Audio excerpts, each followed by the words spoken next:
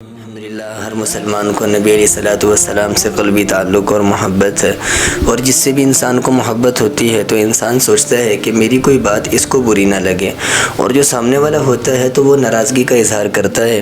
جیسے مثال کے طور پر ہم نے بچپن میں دیکھا، جب بچہ بات نہیں مانتا تو ماں کہتی ہے جا میں تیری امی نہیں، تو وہ ماں کی ناراضگی کو دیکھ کر بات مان لیتا ہے۔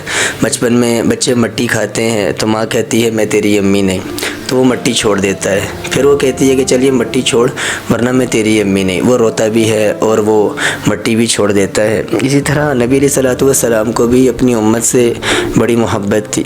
اب اللہ کے نبی صلی اللہ علیہ وسلم نے بھی بعض جگہ پر ناراضگی کا اظہار کیا کہ میری ناراضگی کو دیکھ کر میرا امتی یہ غلطی چھوڑ دے۔ وہ بہت سی چیزیں ہیں، بہت سی حدیثیں ہیں جہاں مختلف مواقع پر اللہ کے نبی صلی اللہ علیہ وسلم نے ایک لفظ استعمال کیا، لیس منا۔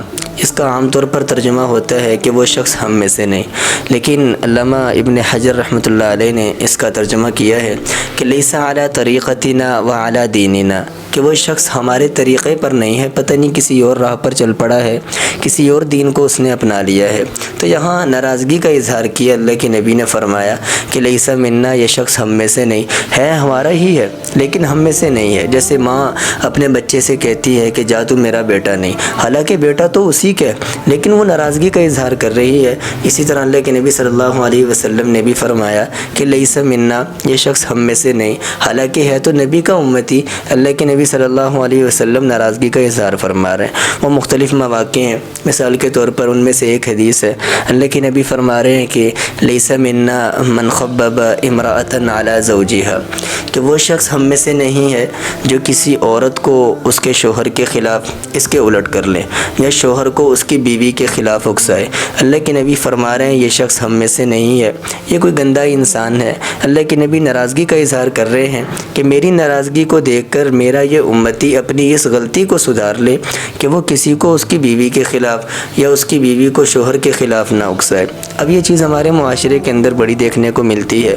وہ کیسے کہ عورتیں آپس میں بات کر رہی ہوتی ہیں کہ میرا بندہ تو میری ہر گل ماندا ہے، تیری تو تیری گل ماندا ہی نہیں ہے، میرا بندہ تو 8 بجے گھر آ جاتا ہے، تیرا راتی 12 بجے کتنے ہوندا۔ اب وہ اس کو اکسا رہی ہے، یوں اس کی بیوی کے دل میں اپنے شوہر کی نفرت آئے گی۔ یہ وہ ہے جس کے بارے میں اللہ کے نبی فرما رہے ہیں لیس منا، یہ شخص ہم میں سے نہیں۔